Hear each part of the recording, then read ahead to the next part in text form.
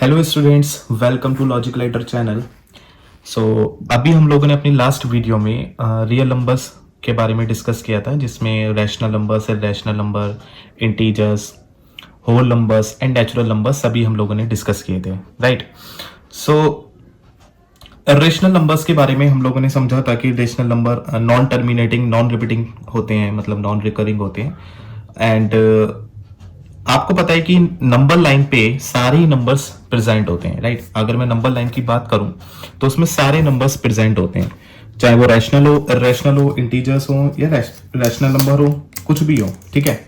सो आज हम लोग डिस्कस करेंगे इरैशनल नंबर्स का नंबर लाइन पे रिप्रेजेंटेशन, ओके।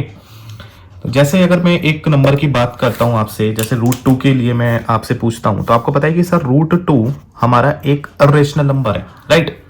ओके, सो इरैशनल नंबर है तो इसका मतलब ये क्या रहने वाला है? Non terminating, non repeating. ना तो ये टर्मिनेट होगा सर, ना ही रिपीट होगा। ओके, सो ये जो इरैशनल नंबर्स होते हैं ये हमारे नंबर लाइंस पे कैसे रिप्रेजेंट किए जाते हैं और इनको हम कैसे रिप्रेजेंट कर सकते हैं, आज इस वीडियो में हम सिर्फ उसी के ऊपर बात करेंगे, ठीक है। एंड एक्सरसाइज स्टार्ट करने से पहले स्टूडेंट्स, में दो एग्जाम्पल जो आपकी एनसीईआरटी मैथ्स बुक में गिवन है, example number 3 and example number 4, उसको सॉल्व करूंगा और उसके बाद हम लोग एक्सरसाइज के ऊपर बात करेंगे, ठीक है। सो हमारा फर्स्ट एग्जाम्पल है एग्जाम्पल नंबर 3, बेसिकली एक्सरसाइज 1.2 का, कि locate √2 on the number line, ठीक है। सो √2 को नंबर लाइन पे रिप्रेजेंट करने के लिए ऑब्वियस सी बात है, पहले हमें नंबर लाइन चाहिए होगी, okay students. So number line मैं आपके लिए ड्रॉ कर देता हूं यहाँ पे, और इसके साथ ही आपको पता है कि मिडिल में 0 होता है, न्यूट्रल होता है ना, और पॉजिटिव साइड यहाँ पर हमारे पास 1, 2, 3 ऐसे नंबर्स होते हैं। लेकिन स्टूडेंट्स अभी ना मेरे को क्योंकि 1 सेंटीमीटर अगर मैं डिस्टेंस लेने वाला हूं तो आपको शायद विजिबल अच्छे से नहीं होगा, इसलिए मैं क्या कर रहा हूं कि 1 यूनिट को 2 सेंटीमीटर कंसीडर कर रहा हूं, ओके। सो 1 यूनिट को मैं यहाँ पे 2 सेंटीमीटर कंसीडर कर रहा हूं, जिससे आपको अच्छे से विजिबल हो कि मैं क्या कर रहा हूं यहाँ पे, है ना। तो ये 2-2 सेंटीमीटर का गैप मैंने ले लिया यहाँ, ओके। आप कितना भी ले सकते हैं, 1 सेंटीमीटर भी ले सकते हैं, आप 2 सेंटीमीटर भी ले सकते हैं, लेकिन वो अच्छे से विजिबल होना चाहिए, तो इसलिए हमने इसको यहाँ पे 2 सेंटीमीटर कंसीडर किया है, ओके। सो यहाँ पे जो यूनिट है हमारे पास, वो यूनिट कितनी है? 1 यूनिट मैंने 2 सेंटीमीटर ली है, ओके, ताकि अच्छे से आपको दिखाई दे। सो ये मेरे पास 0 है, यहाँ मैंने इसको 1 लिख दिया है, ये 2 हो गया, ये 3, and left hand side -1, -2, -3, right. चलिए, सो अभी मेरे को रिप्रेजेंट करना है √2 नंबर लाइन पे। सो आपको पता है स्टूडेंट्स, √2 एक इरेशनल नंबर्स होता है ना। इरेशनल नंबर्स क्या होते हैं? Irrational numbers non repeating, non terminating होते हैं, तो अभी हम उनके बारे में बात कर रहे हैं। तो इसको रिप्रेजेंट करने के लिए ना स्टूडेंट्स, पहले मेरे को 1 यूनिट की डिस्टेंस लेनी होगी। ये आपको दिखाई दे रही है, 1 यूनिट की डिस्टेंस मेरे पास है, यहाँ से यहाँ तक 1 यूनिट है ना। सो 1 यूनिट की डिस्टेंस मैंने ले ली है, और मैं इस पर यहाँ 1 पे, ये जो पॉइंट है 1 पे 90 डिग्री का एंगल यहाँ पे मैं बनाने वाला हूं, क्योंकि मेरे को 90 डिग्री परपेंडिकुलर हाइट चाहिए इस पे, तो मैं 90 डिग्री का एंगल यहाँ पे बनाऊंगा। और इसके लिए आप कंपास में कितनी भी डिस्टेंस फिल कर सकते हैं। सो ये मैंने कंपास रखा यहाँ पर और एक सेमी सर्कल ड्रॉ किया, ठीक है। देन ये इधर से मैंने इस पे एक आर्क लगाया 60 डिग्री का, एंड देन ये 120 डिग्री, एंड 60 एंड 120 के मिड में आपको पता है क्या होता है? 90 डिग्री का। सो ये 90 डिग्री का मैंने एंगल बना दिया। आपने बच्चों पहले कभी सीखा होगा छोटी क्लासेस में। सो ये मैंने इसमें परपेंडिकुलर ड्रॉ कर दिया, ओके, 90 डिग्री का। सो 90 डिग्री का मैंने परपेंडिकुलर यहाँ ड्रॉ कर दिया है, राइट। अब इसके बाद क्या करना है सर? इसके बाद स्टूडेंट्स आपने 1 यूनिट की पहले डिस्टेंस ली है, और अब आपको यहाँ पे क्या करना है ना, कि 1 यूनिट का ही परपेंडिकुलर लेना है, ठीक है। सो 1 यूनिट का परपेंडिकुलर लेने के लिए मैंने क्या किया है कि यहाँ पे मैं 1 यूनिट की डिस्टेंस फिल कर लेता हूँ अपने कंपास में, जिससे मेरे को 1 यूनिट की डिस्टेंस मिल जाए। सो ये आप देख पा रहे हैं कि 1 यूनिट की डिस्टेंस है पूरी, है ना। तो ये मैंने यहाँ परपेंडिकुलर पे भी 1 यूनिट की डिस्टेंस मार्क कर दी। सो ये जो डिस्टेंस मेरे को मिली है, ये 1 यूनिट है, और इधर ये भी 1 यूनिट है। आप देख पा रहे हैं कि ये भी 1 यूनिट है, ये भी 1 यूनिट है, और इसको मैंने 0 से ज्वाइन कर दिया इधर साइड, ठीक है, ये 0 से मैंने ज्वाइन कर दिया है।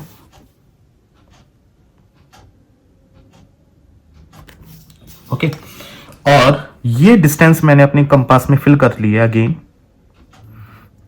और नंबर लाइन पे ये मैंने आर्क लगा दिया। तो ये जो नंबर लाइन पे जहां पर टच होगी, ये आपके डिस्टेंस √2 डिस्टेंस हो गई है। √2 इरेशनल नंबर आपके नंबर लाइन पे रिप्रेजेंट हो गया। तो एक बार दोबारा से समझ लेते हैं स्टूडेंट्स कि हमने क्या कुछ इसमें किया है। बेसिकली हम कर क्या रहे हैं, हम परपेंडिकुलर ड्रॉ कर रहे हैं, हम बेस की बात कर रहे हैं, तो कहीं ना कहीं हम पाइथागोरस थ्योरम की बात कर रहे हैं, राइट। सो हमने क्या किया कि हमने पहले 1 यूनिट का परपेंडिकुलर लिया सर, फिर सॉरी ये बेस है हमारे पास, फिर इसमें मैंने 1 यूनिट का परपेंडिकुलर लिया है 90 डिग्री पे, सो 1 यूनिट का परपेंडिकुलर हो गया सर। और ये जो ज्वाइन हो रही है ये लाइन, इसको हाइपोटेन्यूज बोलेंगे क्योंकि 90 डिग्री को फेस करती है। तो 90 डिग्री को फेस करने वाला जो हमारे पास आया ये हाइपोटेन्यूज हो गया, राइट। ये हमारा 90 डिग्री था, 90 डिग्री को फेस करने वाला हाइपोटेन्यूज हो गया। तो ये जो डिस्टेंस आपको मिलेगी √2 मिलेगी। कैसे मिलेगी सर, आपको पता है पाइथागोरस थ्योरम क्या होती है कि sir hypotenuse square equals to perpendicular square plus base square, right. अब आपके पास परपेंडिकुलर भी 1 है, बेस भी 1 है, तो आपके पास इन द लास्ट आने कितना वाला है 2। ओके, सो हाइपोटेन्यूज की वैल्यू आपके पास √2 आ जाएगी। तो इसके लिए हमें क्या करना पड़ता है, हमें ये थोड़ा सा दिमाग लगाना पड़ेगा अपना कि रिप्रेजेंट करने के लिए रेशनल नंबर को हमें पाइथागोरस थ्योरम की हेल्प लेनी पड़ेगी, और उसके लिए हमें बेस लेना पड़ेगा, उसके साथ एक परपेंडिकुलर ड्रॉ करना पड़ेगा, एंड देन हम इसको अच्छे से रिप्रेजेंट कर सकते हैं। तो उम्मीद है स्टूडेंट्स आपको √2 नंबर लाइन पे रिप्रेजेंट करना समझ में आया होगा, और नहीं आया है तो अभी हम आगे जो √3 एंड √5 के ऊपर बात करने वाले हैं उसमें आपको अच्छे से क्लियर हो जाएगा, राइट। सो इसके लिए आपको पहला इंपॉर्टेंट पॉइंट क्या था, एक बार अच्छे से दोबारा रिकॉल कर लेते हैं कि नंबर लाइन आपको ड्रॉ कर लेनी है, और क्योंकि ज्यादा पास में ना आए, ये नंबर्स बहुत ज्यादा एक दूसरे के पास में ना आए और हम इसको अच्छे से रिप्रेजेंट कर पाए, इसलिए मैंने इनके बीच की जो डिस्टेंस है वो ज्यादा ली है। और इनके बीच का डिस्टेंस को 1 यूनिट बोलते हैं। 1 यूनिट आप कितना भी ले सकते हो, आप 1 इंच ले सकते हो, है ना, 3 सेंटीमीटर ले सकते हो, 4 सेंटीमीटर ले सकते हो, 5 सेंटीमीटर ले सकते हो। आपको ये चूज करना है कि अच्छे से, जिससे आपका रिप्रेजेंटेशन क्लियरली विजिबल हो, आप उसके अकॉर्डिंग अपना 1 यूनिट कंसीडर कर सकते हैं। मैंने यहाँ पे 2 सेंटीमीटर कंसीडर किया है, आप 1 सेंटीमीटर भी कंसीडर कर सकते थे, लेकिन वो अच्छे से विजिबल नहीं होता, इसलिए मैंने ऐसा किया है, ठीक है। तो चलिए स्टूडेंट्स, अब हम √3 के ऊपर बात करेंगे, और √3 के लिए हमें √2 की जरूरत पड़ेगी, मतलब √2 हमने जो बनाया है इसकी हमें जरूरत पड़ने वाली है। तो स्टूडेंट्स ऐसा क्या हो रहा है, एक थोड़ा सा हम एक नोट कर लेते हैं, एक रूल नोट कर लेते हैं यहाँ पे, कि अगर आपको √n को रिप्रेजेंट करना है, राइट, √n मतलब n कोई भी नंबर हो सकता है, नेचुरल नंबर। अगर आप √n को रिप्रेजेंट करना चाहते हैं, where n is natural number, कोई भी नेचुरल नंबर अगर आप रिप्रेजेंट करना चाहते हैं, नेचुरल नंबर मतलब 1 2 3 4 कुछ भी आप अगर रिप्रेजेंट करना चाहते हैं, तो पहले आपको √n-1 बेस लेना पड़ेगा।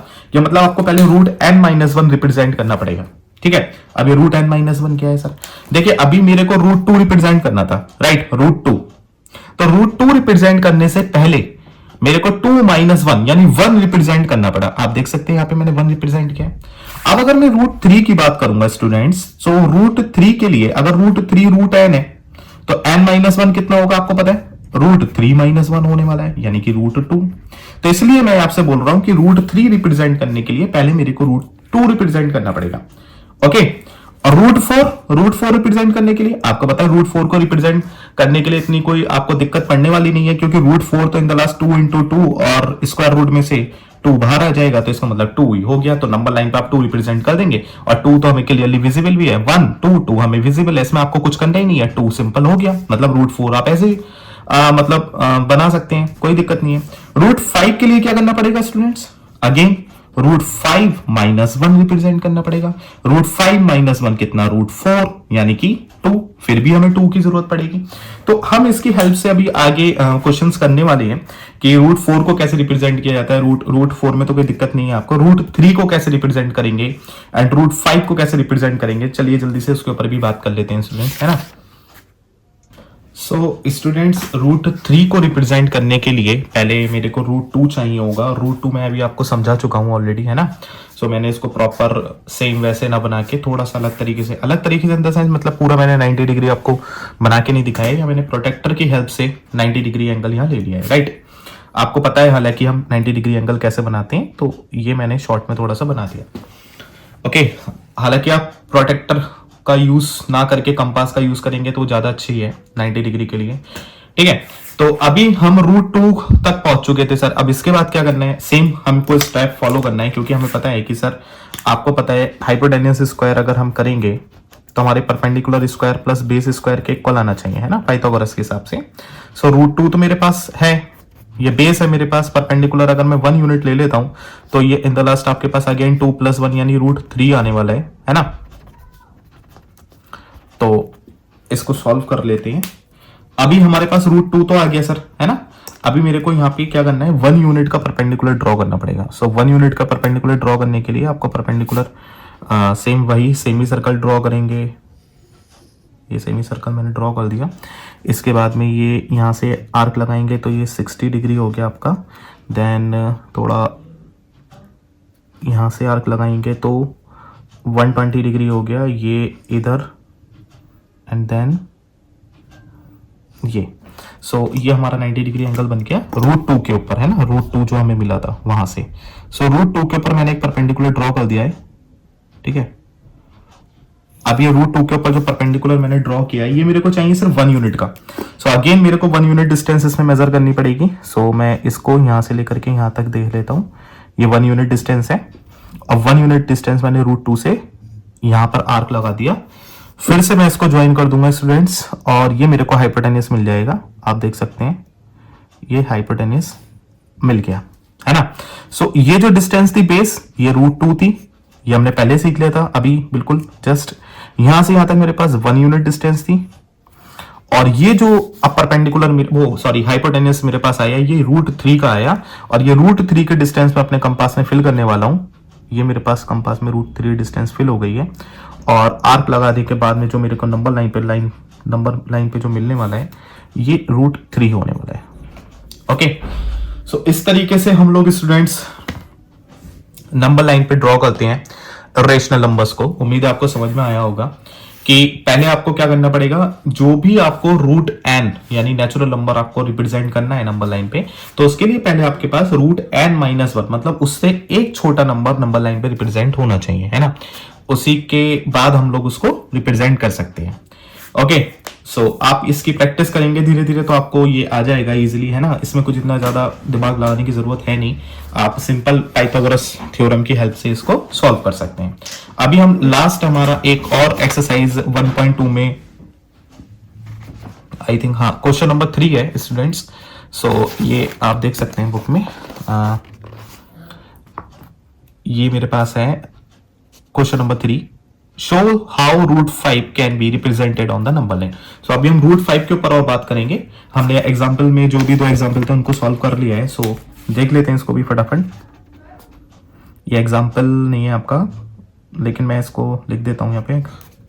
बेसिकली क्वेश्चन है आपका, है ना, question number 3 from exercise 1.2। So it is locate √5 on the number line. √5 को मेरे को लोकेट करना है नंबर लाइन पे, है ना। तो सेम चीज है, सेम प्रोसेस है सर। पहले हमें एक नंबर लाइन चाहिए होगी, नंबर लाइन पे रिप्रेजेंट करना है तो नंबर लाइन तो हमें चाहिए होगी, है ना।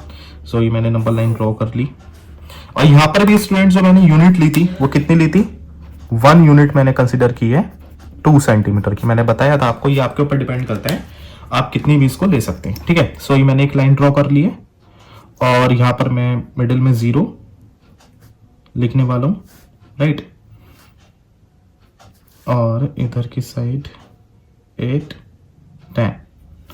तो ये मिडिल में आ गया स्टूडेंट्स 0, यहाँ 1, यहाँ 2, इधर 3, एंड ये आपको पता है नंबर लाइन कहीं एंड नहीं होती, तो फर्दर ये चलती रहेगी लेफ्ट हैंड साइड भी एंड राइट हैंड साइड भी। ओके, चलिए, तो अभी मेरे को √5 रिप्रेजेंट करना है स्टूडेंट्स, और आपको पता है √5 अगर रिप्रेजेंट करना है तो उसके लिए पहले मेरे पास क्या होना चाहिए, √5 - 1 यानी √4 होना चाहिए। और √4 आपको पता है √4 कुछ और नहीं बल्कि 2 होता है, और 2 रिप्रेजेंट करने की कोई जरूरत नहीं है। क्यों सर, क्योंकि 2 तो ऑलरेडी हमको नंबर लाइन पे सीधा सीधा मिल जाता है, ये रहा 2। तो स्टूडेंट्स अब तो हमें कोई मेहनत नहीं करनी पड़ी है ना, कोई इतना तामझाम नहीं करना पड़ा, सीधे सीधे रूट 2 हमको मिल गया, मतलब रूट 4 यानी 2 हमको मिल गया। अब सर 2 आपको मिल गया, वेरी गुड। अब क्या करना है सर, एक परपेंडिकुलर आपको ड्रॉ करना है 1 यूनिट का, जो हम करते आ रहे हैं अभी तक। अभी यहाँ पे भी 1 यूनिट का ड्रॉ किया था, इधर भी 1 यूनिट का ड्रॉ किया था, अगेन 1 यूनिट का ड्रॉ करेंगे। ओके सो स्टूडेंट्स आपको पता है 1 यूनिट का परपेंडिकुलर कैसे ड्रॉ किया जाता है, तो मैं एक बार और ड्रॉ कर देता हूं, हालांकि इसकी जरूरत है नहीं, मतलब आप सीधे कंपास से ड्रॉ कर रहे हैं तो कर सकते हैं, कोई दिक्कत नहीं है। इसमें आप कितनी भी डिस्टेंस ले सकते हैं स्टूडेंट्स, ऐसा कोई ज़रूरी नहीं है कि सर आपने पहले तो बड़ा बना ये इस टाइम बड़ा बना दिया आपने 90 डिग्री का एंगल, पहले छोटा बनाया था, ऐसा कुछ नहीं है। लेकिन हाँ ये ध्यान रखना है आर्क लगाते टाइम इनकी डिस्टेंस कम नहीं होनी चाहिए कंपास की, है ना। सो ये हमने 90 डिग्री ड्रॉ कर दिया रूट 2 के ऊपर, परपेंडिकुलर हमको मिल गया 2 के ऊपर, राइट। सो अभी मेरे को इसमें ना 1 यूनिट की डिस्टेंस और चाहिए, है ना, 1 यूनिट की डिस्टेंस और चाहिए मेरे को इसमें। तो 1 यूनिट की डिस्टेंस के लिए मैं क्या करने वाला हूं, यहां से यहां तक 1 यूनिट की डिस्टेंस है, और ये 1 यूनिट की डिस्टेंस पे मैं इस पे आर्क लगाने वाला हूं, ये लगा दिया मैंने आर्क। तो अब मेरे को 0 से लेकर के यहां तक जो डिस्टेंस मिल गई ये हो गई स्टूडेंट्स रूट 5। कैसे आपको दिखाई दे रहा है, ये कितनी थी 2 यूनिट डिस्टेंस, ये कितनी थी 1 यूनिट परपेंडिकुलर, है ना।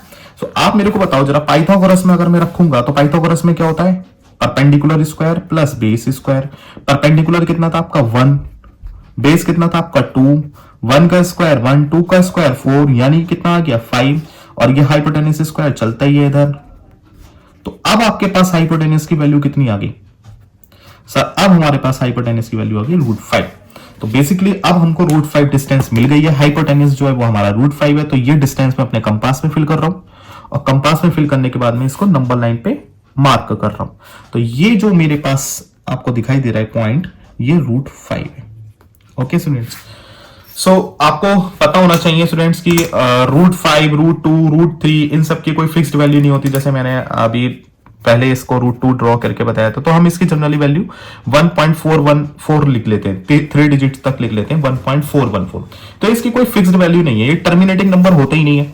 लेकिन क्वेश्चंस को सॉल्व करने के लिए हम 3 डिजिट्स तक इसकी वैल्यू कंसीडर कर लेते हैं, ताकि क्वेश्चन हमारा सॉल्व हो जाए।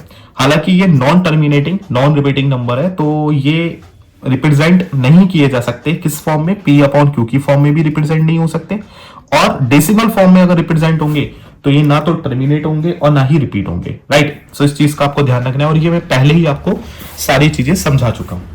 तो उम्मीद है आपको representation on the number line समझ में आया होगा स्टूडेंट्स। और इसी के साथ ये सारे क्वेश्चन खत्म हो गए यहाँ पर। रूट 2, रूट 3, रूट 5 भी गिवन था आपके एनसीईआरटी बुक में, ओके। और फर्दर क्वेश्चन भी आप इसी मेथड को अप्लाई करके सॉल्व कर सकते हैं। जैसे रूट 7 हो गया तो आपको रूट 6 चाहिए होगा, है ना। रूट 8 हो गया तो रूट 8 के लिए पहले आपको रूट 7 चाहिए होगा। इस तरीके से आप प्रैक्टिस कर सकते हैं और इसको सॉल्व कर सकते हैं। सो स्टूडेंट्स, अभी हम लोग एक्सरसाइज 1.2 के सॉल्यूशन के ऊपर बात करते हैं, जिसमें जो हमारा क्वेश्चन नंबर 1 है वो है कि state whether the following statements are true और फॉल्स, ठीक है, and justify your answer. So आपको ना केवल ट्रू एंड फॉल्स बताना है स्टेटमेंट कौन सा है, इसके अलावा आपको अपने आंसर को भी जस्टिफाई करना है। जस्टिफाई मतलब आपको उसको एक्सप्लेन करना है कि ऐसा क्यों है, राइट। तो first question is every irrational number is a real number. क्या सारे इरेशनल नंबर आपके रियल नंबर होते हैं? अब स्टूडेंट्स ये सारी बातें ना फर्स्ट पार्ट के इंट्रोडक्शन में ही पढ़ चुके हैं, ओके। सो मैंने आपको वहां पे बताया था कि जो रियल नंबर होते हैं वो कुछ और नहीं बल्कि सारे रैशनल नंबर और सारे इरेशनल नंबर का सम होते हैं। मतलब जब आप सारे रैशनल नंबर और इरेशनल नंबर का कलेक्शन बना देंगे, ग्रुप बना देंगे, तो आपको रियल नंबर मिल जाएगा, ओके। सो अभी यहां पे इसने यही पूछा है कि every irrational number is a real number. क्या सारे इरेशनल नंबर रियल नंबर हो सकते हैं? बिल्कुल हो सकते हैं, क्योंकि सारे इरेशनल नंबर और सारे रैशनल नंबर मिला के ही रियल नंबर बनता है। तो जितने भी इरेशनल नंबर हैं हम उसको रियल नंबर बोल सकते हैं, वो उसी का पार्ट है। रियल नंबर, सारे इरेशनल नंबर को भी आप रियल नंबर बोलेंगे और सारे रैशनल नंबर को भी रियल नंबर बोलेंगे। So it is true.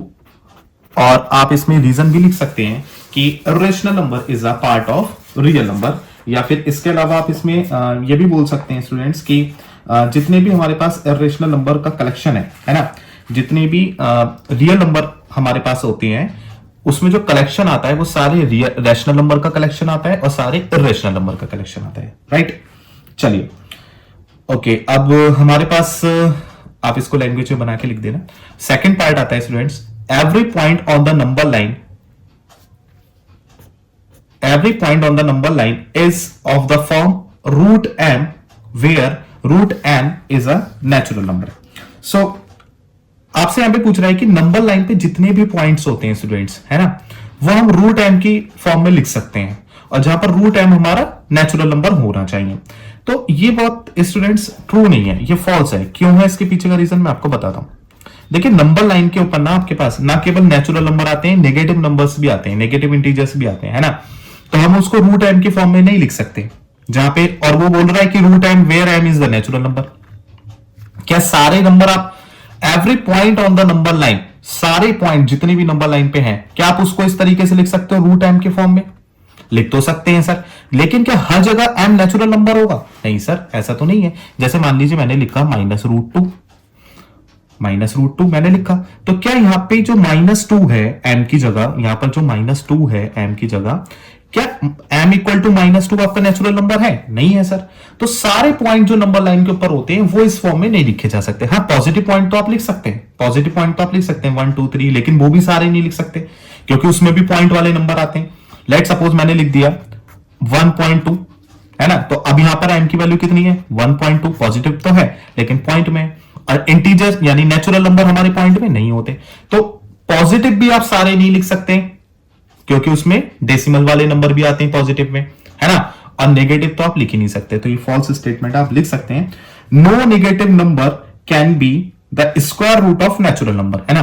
तो आप यहां पर लैंग्वेज में लिख देना स्टूडेंट्स कि no negative number can be the square root of any natural number. कोई भी नेगेटिव नंबर जो है वो स्क्वायर नहीं हो सकता नेचुरल नंबर का, ठीक है, ओके, स्क्वायर रूट नहीं हो सकता नेचुरल नंबर का। आगे चलते हैं, every real number is an irrational number. सारे रियल नंबर जो होते हैं वो इर्रेशनल नंबर होते हैं। क्या सारे रियल नंबर इर्रेशनल हो सकते हैं? सारे रियल नंबर?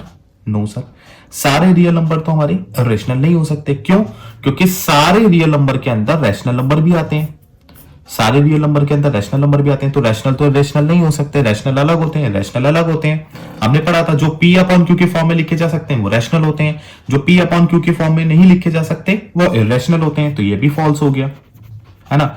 रीजन आप लिख सकते हैं यहां पे कि आप रीजन लिख सकते हैं, let suppose 5 is real number, 5 real number है ना, 5 एक रियल नंबर है, बट 5 इर्रेशनल नंबर नहीं है, क्योंकि 5 को हम P अपॉन Q की फॉर्म में लिख सकते हैं। तो अब ये रैशनल नंबर हो गया, है ना। तो रैशनल नंबर जो होते हैं वो P अपॉन Q की फॉर्म में लिखे जा सकते हैं। तो कोई भी आप एक एग्जांपल दे देना रैशनल नंबर का, रैशनल नंबर इर्रेशनल नहीं हो सकते। ओके, आगे हमारे पास आया स्टूडेंट क्वेश्चन कि यहां पर